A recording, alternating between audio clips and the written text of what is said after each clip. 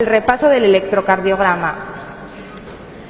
Vamos a hacer un repaso de las imágenes fundamentales del electrocardiograma.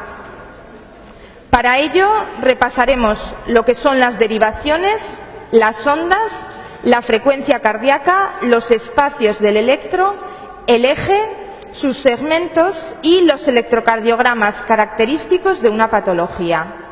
Sabéis que el electrocardiograma es una imagen plana y la conducción cardíaca es tridimensional, por lo que para no perdernos nada de lo que esté ocurriendo en el corazón, necesitamos derivaciones en distinta localización. Las derivaciones precordiales son 6, van de V1 a V6 y van de corazón derecho, recoge la información V1 derecho a V6 izquierdo. La conducción cardíaca va de la aurícula derecha hacia el ventrículo izquierdo, va de derecha a izquierda, por lo que V1, que está situado derecho, ve la onda alejarse. Como ve la onda alejarse, V1 tiene las ondas negativas. El QRS en V1 predomina negativo, mientras que V6 por excelencia es un QRS muy positivo, porque ve la onda acercarse.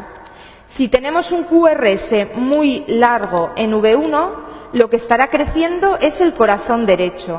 Y si tenemos un QRS muy alto en V6, lo que estará creciendo es el ventrículo izquierdo. Importante conocer la colocación de las derivaciones porque nos orientarán a localizar los infartos que eleven el ST.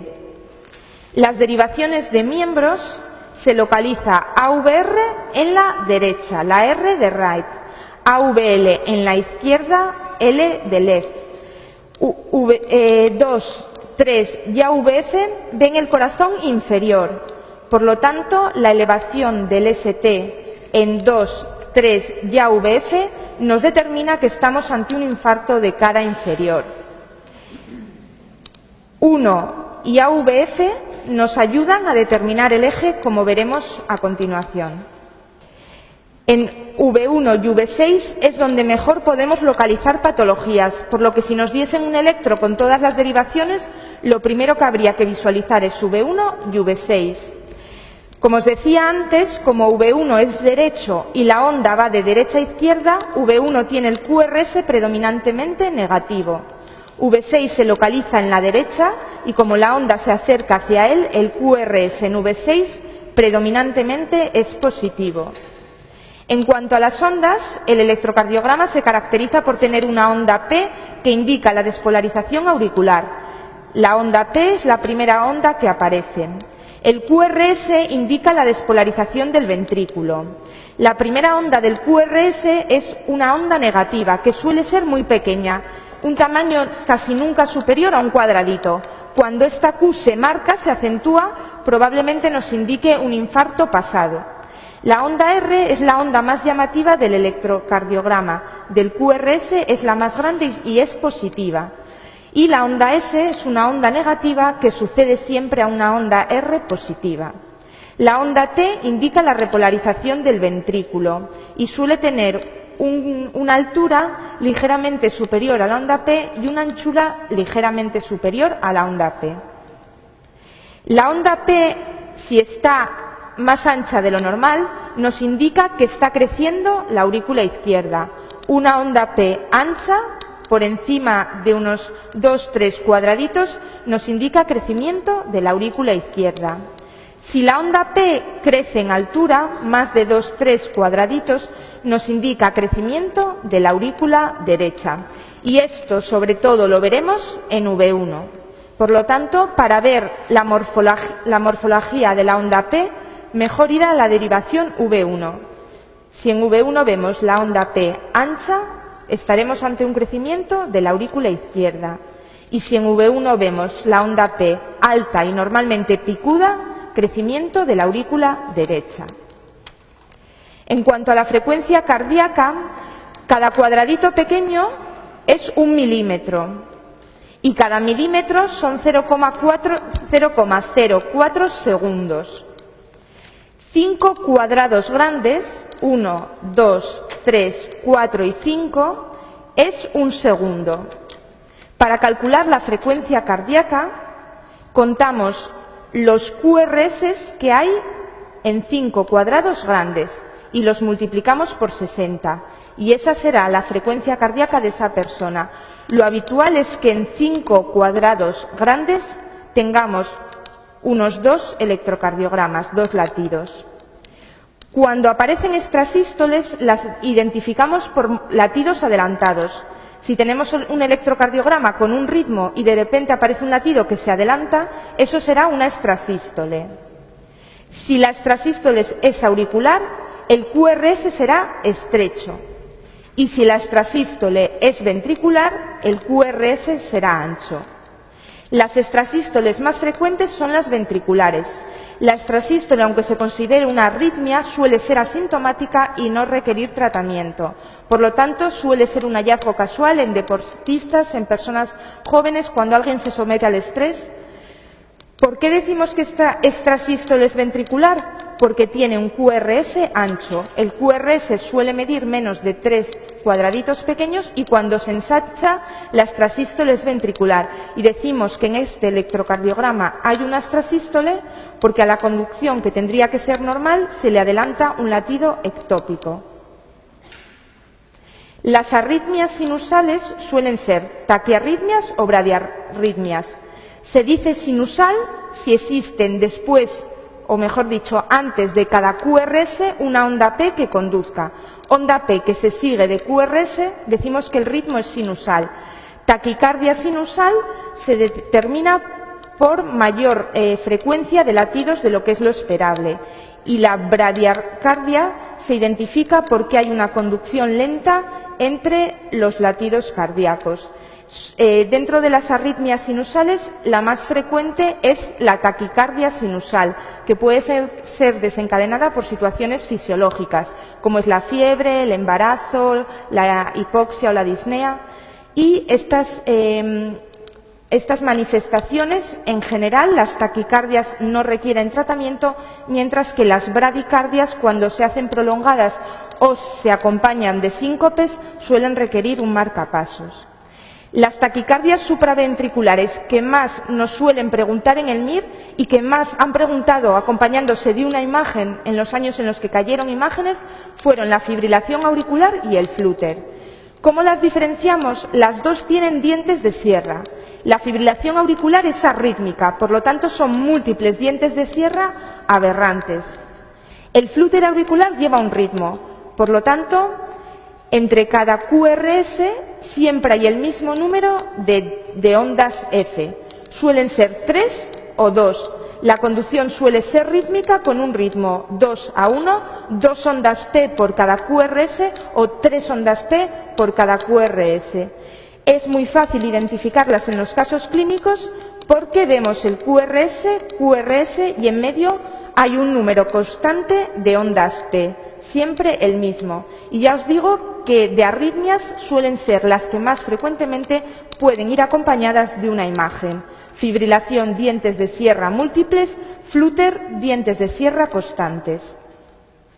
La taquicardia ventricular sería un caso clínico de un paciente en el que nos dicen que ha pasado un infarto agudo de miocardio. El antecedente suele ser un infarto y se caracteriza porque el QRS es aberrantemente ancho y varios QRS muy continuos sin identificarse bien la onda P. Son muy próximos los QRS y están tan juntos que se pierde la identificación de las ondas P y las ondas T. La fibrilación ventricular vendría acompañada de un caso clínico de un paciente que hace parada cardiorrespiratoria, un paciente con cualquier patología que entra en una clínica de síncope y fallece. El paso previo al fallecimiento a la parada cardiorrespiratoria en casi todos los casos es una fibrilación ventricular.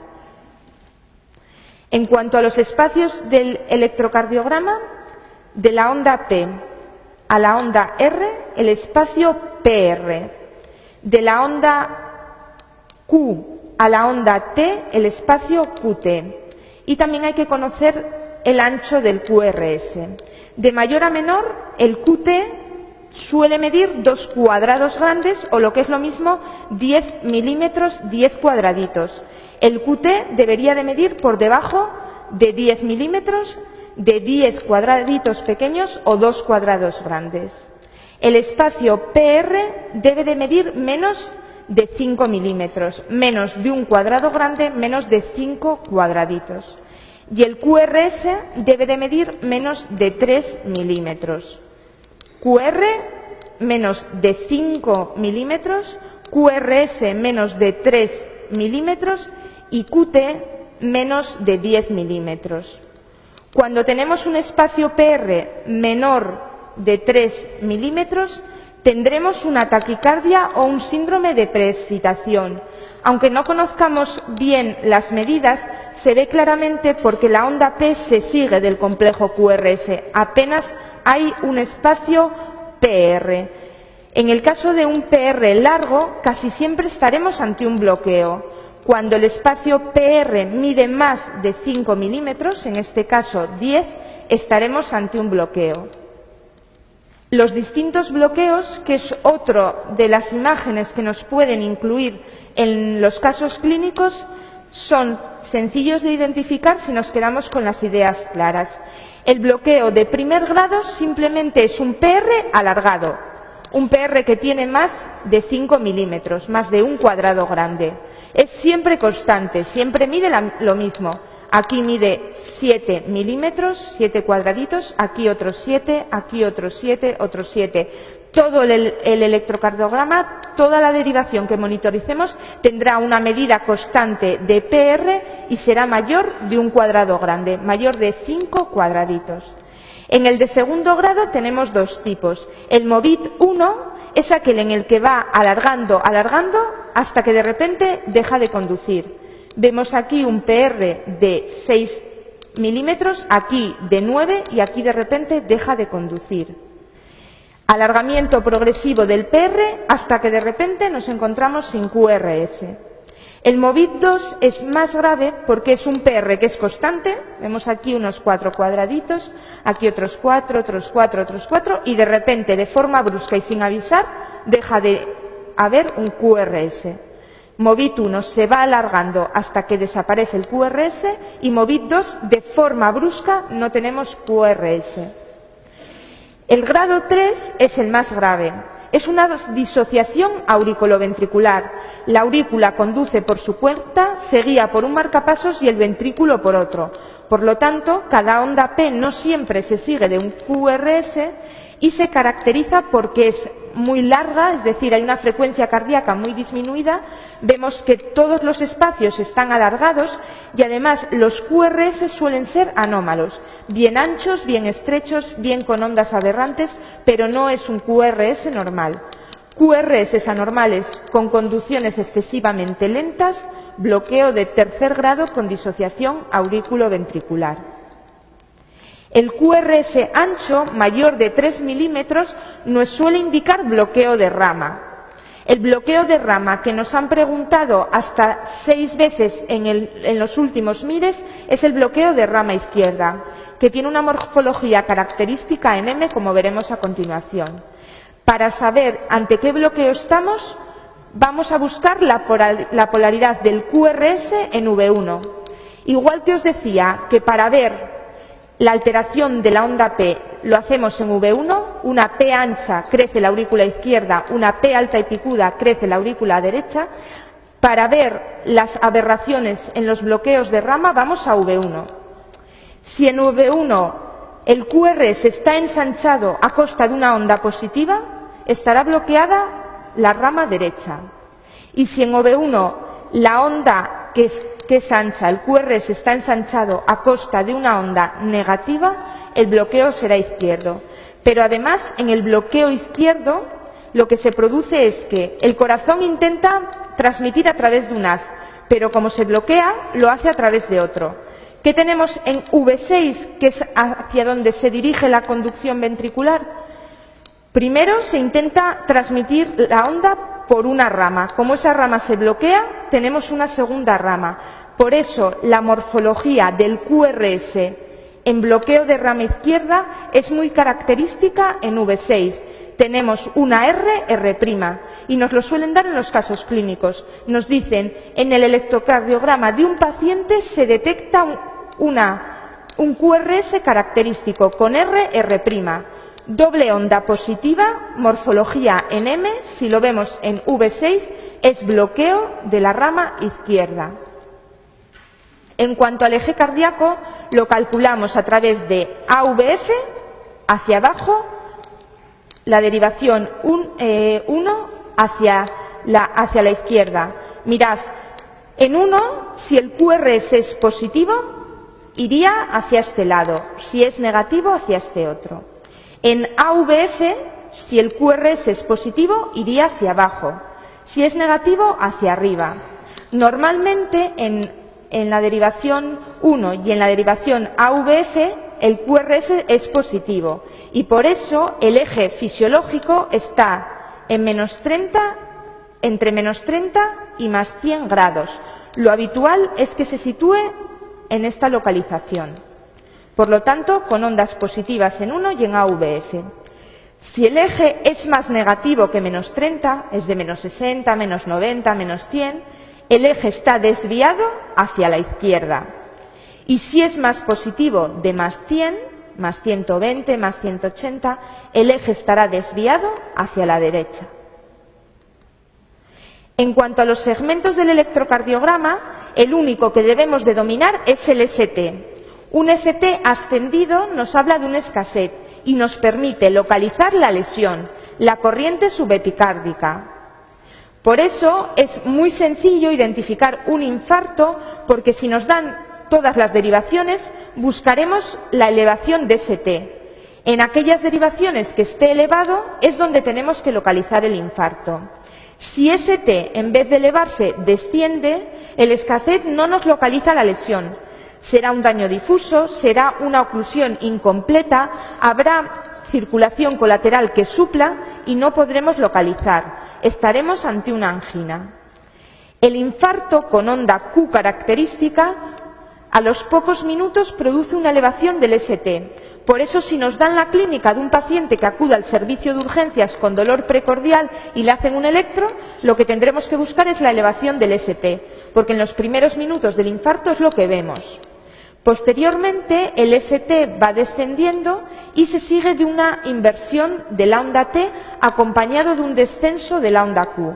La onda Q es una onda negativa, pero suele ser de muy pequeño tamaño. La onda Q siempre es muy inferior a un cuarto de la onda R. Si la onda Q crece, estaremos ante un infarto, pero ya habrán pasado ya horas y generalmente días. ¿En qué personas os parece que podamos tener una onda Q asintomática, que sea el hallazgo casual en un electrocardiograma de una onda Q sin que tengamos datos de que en los días previos haya tenido un infarto? En un diabético. Las personas que tienen muy buena tolerancia al sufrimiento porque sufren poco dolor pueden llegar a un servicio de urgencias o a un preoperatorio y hallarse una onda Q. Fuera de estos casos, el infarto se manifiesta con severo dolor precordial y vemos una elevación del ST. Y de forma tardía nos quedaría ya para siempre una inversión de la onda Q que nos indicaría la isquemia y una T invertida. La lesión subepicárdica, que produce oclusión completa, da lugar a ondas T picudas y altas y ascenso del ST. Posteriormente, el ST disminuye y llega a aplanarse. Si pasados unos meses un paciente que ha sufrido un infarto persiste con elevación del ST, deberíamos de pensar en un aneurisma. Por lo tanto, un dato clínico de un paciente que ha pasado un infarto en los meses pasados y, sin embargo, el médico que la atiende se extraña porque persiste con elevación del ST, pensaremos en un aneurisma. Posteriormente, una vez que aparece la onda Q, se negativiza la onda T y esto suele ser simultáneo. La onda Q indica necrosis, el daño ya probablemente sea irreversible y también nos indicaría que el tratamiento para intentar abrir o aumentar la vascularización va a ser infructuoso. Por lo tanto, comenzamos con segmento ST elevado, que nos va a ayudar a identificar dónde se está produciendo el infarto y de forma tardía tendremos una onda Q invertida y una onda T también invertida. La lesión subendocárdica produce suboclusión. El vaso no se cierra porque esa misma zona del corazón está irrigada por otros vasos que suplen con circulación colateral. En vez de ascenso del ST, tendremos un descenso y no nos va a ayudar a localizar la lesión. Esto es típico de la angina inestable y en el caso de que haya una elevación enzimática, será un infarto sin onda Q, un escasez sin elevación de ST. ¿Cómo localizamos los infartos? Si no podemos acordarnos de todo porque es complicado, nos acordaremos siempre de qué cara nos vamos a acordar, de la inferior. Y de la inferior, si se acompaña de alteración en V3R y V4R, infarto inferior y alteración en V3R, V4R, derecho. Esos son los más preguntados en el MIR. En los últimos 10 años lo han preguntado hasta 7 veces, el infarto de cara inferior. Pero vamos a intentar repasar todos. Si tenemos una aparición de elevación de ST en V1 y V2, el infarto será septal. V1 y V2 ven el septo. Si tenemos una elevación de ST en V3 y V4, V3 y V4 ven la parte anterior del corazón. Si se produce en 1 AVL, 1 y AVL y en V5 y V6, es el lateral del corazón lo que vemos. 1 AVL, V5 y V6. El ventrículo derecho se suele asociar de infarto inferior, 2, 3 y AVF, y además en V3R, V4R. La cara inferior, la más preguntada, la ven 2, 3 y AVF. Y el infarto posterior simplemente es una imagen en espejo del septal. Por lo tanto, el infarto posterior, en vez de tener una característica onda Q, tendrá una onda R en V1 y V2. Como os dije al principio, V1 ve la onda alejarse, por lo tanto en V1 el QRS predomina negativo. Si en V1 tenemos una onda R llamativamente positiva y el ST está descendido, estaremos viendo el espejo de un infarto y el infarto se está produciendo en la cara posterior. Infarto que me gustaría que recordaseis, el del ventrículo derecho. Se asocia segmento ST elevado en V4R y V3R, pero además se suele elevar en 2, 3 y AVF. ¿Por qué? Porque la arteria coronaria derecha proximal, además de irrigar ventrículo derecho, irriga la parte inferior del corazón. En cuanto a los electrocardiogramas característicos de una patología, vamos a ver el dato clave para que la identifiquéis. Trastornos del potasio. La hiperpotasemia suele ser se manifiesta de forma precoz en la insuficiencia renal, tanto aguda como crónica. Sabéis que el potasio elevado tenemos que controlarlo rápidamente, siempre se dice, porque puede producir una arritmia fatal. El aumento del potasio en sangre se corrige con insulina y glucosa para que se meta en la célula y baje en sangre, porque cuando está alto en sangre produce arritmias. ¿Cómo vamos a visualizar una hiperpotasemia en electrocardiograma? Es lo que se llama la T en tienda de campaña, una T elevada, hiperpotasemia. El potasio alto eleva la onda T. El potasio bajo desciende la onda T. Muy característico que nos den un caso clínico de un paciente que está a tratamiento con diuréticos, sobre todo los diuréticos del ASA como la furosemía, es la primera causa de hipopotasemia, también lo son la diarrea severa y se visualiza en el electrocardiograma con una onda T aplanada. La hiperpotasemia con una onda T en tienda de campaña. La hipercalcemia. Tanto lo que ocurre en hipercalcemia como en hipocalcemia, todos los datos clínicos, los signos a la exploración física y el electrocardiograma se pueden aprender si tenemos en cuenta que el paciente con hipercalcemia está acelerado. El paciente con hipercalcemia tiene diarrea, está irascible, está rápido y el QT está acortado porque el corazón va rápido. Hipercalcemia, el corazón está acelerado, un QT corto. La hipocalcemia lo que suele producir es unos reflejos enlentecidos, un paciente lento que le cuesta explicarse y lo que suele acompañarse es de un QT largo. En la hipercalcemia se conduce más rápido, QT corto, y en la hipocalcemia se conduce más lento, QT largo.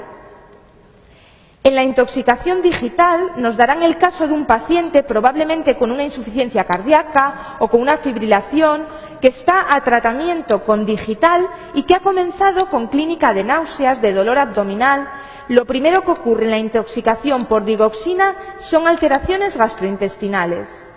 Si hemos dado digital a un paciente es para que su electrocardiograma sea de libro, sea un electrocardiograma que conduzca normal.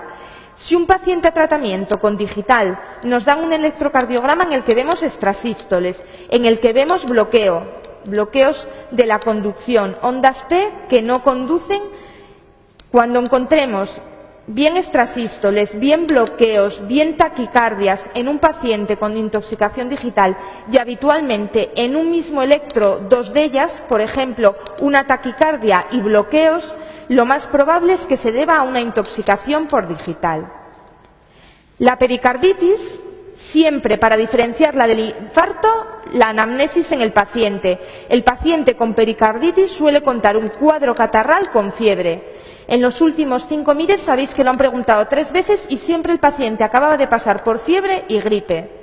Pero es que además la pericarditis nunca tiene descenso de la onda Q. Es un ascenso del ST, por lo tanto en la fase aguda la pericarditis y el infarto se parecen, pero la onda S, el segmento ST en la pericarditis, se aplana y se sigue de un descenso de la onda T. Como vemos, la onda Q permanece inalterable en la pericarditis. Y además en la pericarditis domina el cuadro catarral y la fiebre, y en el infarto domina el dolor precordial.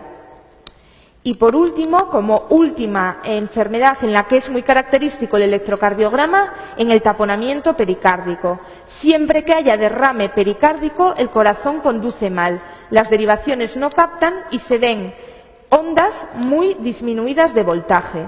Cuando vemos en todas las derivaciones que el voltaje es disminuido, tendremos que pensar que hay derrame pericárdico. Y si nos dan otra clínica del taponamiento, como puede ser la hipotensión, la taquicardia, eso será clínica clara de taponamiento pericárdico. Bajo voltaje, derrame en el pericardio. Si además acompaña de hipotensión, taquicardia, hay que pensar en un taponamiento. Mirad, esto que os he puesto lo vamos a colgar en la web. Es probablemente lo más importante y lo que os puedan preguntar en los casos clínicos.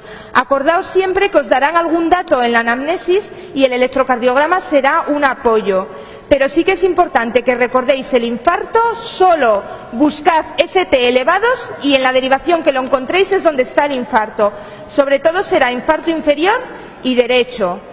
Acordaos de la pericarditis, que también es importante, del bloqueo de rama izquierda con la M en V6, porque conduce por 2 ramas. Esas serán las patologías más importantes. Y lo normal es que se acompañen de un caso clínico en la que os den, como hasta ahora, los casos. En la fibrilación auricular o el flúter tiene un número de dientes que es igual